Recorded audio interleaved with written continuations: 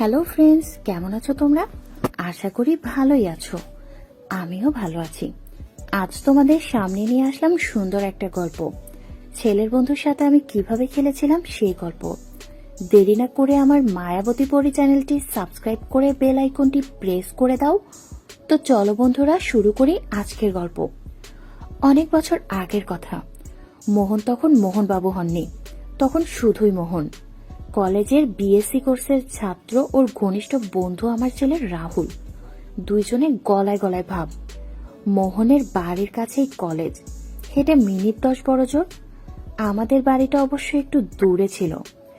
আমাদের ধনী পরিবার রাহুলের বাবা মানে আমার স্বামী মিস্টার ব্যানার্জি কাতারে কর্মরত তেল কোম্পানিতে। বয়স 45। আমি শ্রীমতী সোনালী ব্যানার্জি, বয়স তখন ছিল 39। ফর্সা দুধে আলতা গায়ের রং আমার, অসাধারণ কামোত্তেজক গতর, কোবলা কোবলা তাল জোড়া ফেটে যেন বের হয়ে আসে। দেখে যে কেউ হুঁশহারা হয়ে যেতে পারে। আমি একা থাকি, সংসারের যাবতীয় কার্যকলাপের সম্পূর্ণ দায় দায়িত্ব আমাকে সামলাতে হয়। আমার কর্তামশাই 6 মাসে একবার করে কাতারের রাজধানী দোহা শহর থেকে দিন 10 ছুটিতে কলকাতা আসেন। উনি প্রচুর অর্থ উপার্জন করেছেন। আমাদের ফ্ল্যাটখানা যেন একটা স্টুডিও। অপরূপ সাজসজ্জা, দামি আসবাবপত্র, এত বৈভব, এত স্বাচ্ছন্দ্যের মধ্যেও আমার মনটা হা হুতাশ করত। 39টা বসন্ত পেরোনো জীবনটাতে আমার যেন কিসের অভাব। কামপিপাসে আমি কখনো শশা, কখনো কুলি বেগুন, কখনো বা নিজে নিজে কাজ করি। প্রতিবেশী পুরুষ মানুষেরা ছুক ছুক ছুক ছুক করত কিভাবে আমাকে বিছানাতে তোলা যায়, কিন্তু লোক লজ্জার কারণে এবং নিজেদের বড়লোকি স্ট্যাটাসের জন্য আমি কখনো প্রতিবেশী পুরুষদের পাত্তা দিতাম না। এদিকে মোহন এবং আমার ছেলে রাহুল একসাথে পড়াশোনা করতো আমাদের ফ্ল্যাটে এসে। আমি খুবই ভালোবাসতাম আমার একমাত্র পুত্র সন্তান রাহুলের অন্তরঙ্গ বন্ধু সহপাঠী মোহনকে, নিজের পুত্রবত হিসেবে। কিন্তু মোহন ছিল প্রচন্ড কামুক ধরনের, ওই 20 বছর বয়স থেকেই। তখন টকবক করা যন্ত্রে পরিণত হয়েছে সেই সময়। এই ছিল তখনকার মোহন, অনেক বছর আগের কথা। মোহন প্রায়ই আমাদের বাড়িতে আসতো। আমি ঘরের পোশাকেই থাকতাম, নাইটি অথবা ম্যাক্সি পরে। দিন দিন মোহন আমার প্রতি আকৃষ্ট হতে থাকলো এবং একই সাথে মোহনের মনের মধ্যে ঝড় বয়ে যেতে লাগলো। মাঝে মাঝে মোহন ভাবত, ছি ছি, এ কি ভাবছি আমি। কলেজের ক্লাসের ঘনিষ্ঠতম বন্ধুর মায়ের সম্বন্ধে, যিনি নিজের একমাত্র পুত্র রাহুলের মতোই আমাকে এত ভালোবাসেন, স্নেহ করেন, প্রায়শই ভালো মন্দ রেঁধে খাওয়ান। ছি করতে লাগলো মনে মনে মোহন। কিন্তু এক অদ্ভুত তরঙ্গ বইতে লাগলো মোহনের মনে।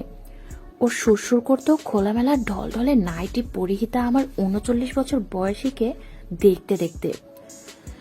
মোহন ভাবে, উফ কি সুন্দর লাগে কাকিমাকে।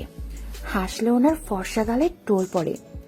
নিজের বাসাতে ফিরে যে কতদিন মোহন আমাকে কল্পনা করে নিজে নিজে হালকা হয়েছে তার ঠিক নেই।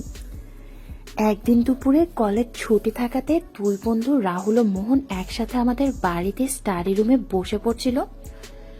প্রায় দুপুর 3টে নাগাদ রাহুলের প্রচন্ড ঘুম পেয়ে যায়। রাহুল ওই স্টাডি রুমে লাগোয়া ডিভানে শুয়ে কিছুক্ষণের মধ্যেই নাক ডেকে ঘুমোতে শুরু করে। মোহন পড়ছে একা একা। তখন পাশের বেডরুমে আমি হাত কাটা নাইটি এবং একটা সাদা রঙের লেস লাগানো সুন্দর পেটিকোট পরে বিছানাতে ঘুমোচ্ছিলাম। সারাটা বাড়ি নিস্তব্ধ। কাজের তথা রান্নার মাসি রাধাও কাজকর্ম সেরে ওর বাসাতে চলে গেছে। এমন সময় মোহনের বাথরুম পেল। বাথরুম যেতে গিয়ে করিডোরের ঠিক পাশে আমার বেডরুমের দিকে ওর চোখ গেল। দরজা খোলা, আমি চিত হয়ে শুয়ে আছি, অঘরে ঘুমাচ্ছি। একটা পা সোজা, আরেকটা পা হাঁটু থেকে ভাঁজ করা। নাইটি ও সাদা রঙের লেস লাগানো সুন্দর পেটিকোট, অনাবৃত ফর্সা হাঁটু এবং পায়ের গোছ দৃশ্যমান। মোহন হঠাৎ আমার ওই দৃশ্য দেখে স্থির হয়ে ঠিক বেডরুমে প্রবেশদ্বারের সামনে দাঁড়িয়ে গেল। আমার পা দুটো এই দিকে, মাথা অপর প্রান্তে। মোহন ওইখানে এক মুহূর্তের জন্য দাঁড়িয়ে গেল, আর সাথে সাথে ওটাও দাঁড়িয়ে গেল। মোহন আর দাঁড়ালো না, সোজা বাথরুমে ঢুকে দরজা বন্ধ করতে যাবে, অমনি দরজার ভেতর দিয়ে হ্যাঙ্গারে ঝোলানো আমার একটা আধময়লা হালকা বাদামি রঙের পেটিকোট দেখতে পেল। মোহন কামতাড়িত হয়ে বদ্ধ বাথরুমের ভেতরে খুব সন্তর্পণ ওই হ্যাঙ্গারে ঝোলানো আমার পেটিকোট নামিয়ে ও নিজে নিজে কাজ আরম্ভ করলো। কিছুক্ষণ পর কোনো রকম শব্দ না করে আস্তে আস্তে বাথরুমের দরজা খুলে বেরোবে মোহন, এমন সময় আমি বাথরুমের দরজার সামনে দাঁড়ালাম আর ওকে বললাম, কি গো মোহন, তুমি বাথরুমে গেছিলে? তোমার হয়ে গেছে বাথরুম? রাহুল দেখছি ঘুমিয়ে পড়েছে। বলেই মোহনের পাশ কাটিয়ে বাথরুমে যেতে গিয়ে আমার সাথে মোহনের ঘষা খেল। আর এতেই কিরকম যেন একটা অনুভূতি হলো আমার শরীরে। আমি মনে মনে ভাবলাম, ছেলেটার এরকম শক্ত কেন? আমি বাথরুমে যেতেই দরজা বন্ধ করে দিলাম। মোহনের ততক্ষণে বুকের মধ্যে পলিপিটিশন শুরু হয়ে গিয়েছে।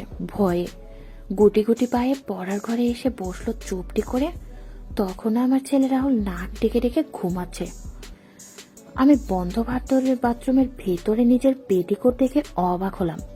ভাবতে ভাবতে কিরকম আনমনা হয়ে গেলাম আমি। তাহলে এই মোহন ছেলেটা কি চায়? অনেকদিন ধরেই লক্ষ্য করছি মোহন যেন কিরকম দৃষ্টিতে আমার দিকে তাকায়। আজ বাথরুমে ঢুকে এই কাণ্ড করেছে। একটুও রেগে গেলাম না, আমি বেশ মজাই পেলাম। আস্তে আস্তে বাথরুম থেকে বের হয়ে এসে স্টাডি রুমে এসে খুব সন্তর্পণে মোহনকে হাতের ইশারায় ডাকলাম, মোহন একটু আমার শোবার ঘরে এসো তো। মোহনের হার্টবিট যেন বন্ধ হয়ে এলো। আমার সামনে কি মুখ নিয়ে দাঁড়াবে সে ভেবে পেল না। মোহন আমার মুখের দিকে তাকাতে পারছে না, ভয়ে কাঁপতে আরম্ভ করে দিয়েছে। আবার আস্তে মোলায়েম স্বরে আমি ডাকলাম, এই মোহন একটু আমার শোবার ঘরে এসো। বলেই আমি বেডরুমের দিকে এগোলাম। অপরাধীর মতো মোহন পিছু পিছু আমার শোবার ঘরে ঢুকলো। রাহুল কি ঘুমিয়ে পড়েছে? আমি মোহনকে বললাম। মোহন আমাকে বলল, হ্যাঁ কাকিমা। আমি এবার ওকে বললাম, আচ্ছা তুমি বাথরুমে কি করতে গেছিলে? মোহন ভয়ে ভয়ে বলল, টয়লেট করতে।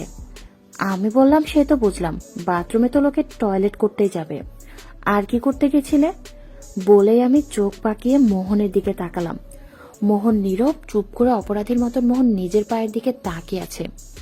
আর কি করতে গেছিলে মোহন? আমি আবার প্রশ্ন করলাম। আমি আর কখনো করব না, ভুল হয়ে গেছে কাকিমা। মোহন তোতলাচ্ছে। আস্তে মোহন, রাহুল উঠে পড়বে। বলেই আমি বিছানা থেকে উঠে সোজা স্টাডির রুমে এক ঝলক নজরদারি করে এলাম। মোহন বেডরুমে স্থির হয়ে দাঁড়িয়ে তখনও। কি যে কপালে আছে আজ কে জানে। আমি বেডরুমে ফিরেই বেডরুমের দরজার ছিটকিনি বন্ধ করে দিয়ে মোহনকে বললাম, দুষ্টু ছেলে কোথাকার, দেখি মেশিনটা। মোহন ইতস্তত করছে, না হলে কিন্তু তোমার মাকে সব বলে দেব তুমি বাথরুমে গিয়ে কি করেছো। মোহন প্রচন্ড ভয়ে অস্থির হয়ে গেল। না কাকিমা, প্লিজ বলবেন না, আমার মাকে বলবেন না, আপনার দুটি পায়ে পড়ি। বলে নিজের দুই হাত দিয়ে দুই কান ধরল। আমি আবার বললাম, কি হলো দেখাও বলছি। মোহন ভয়ে ভয়ে নামালো। আমি দেখলাম ফুলে আছে।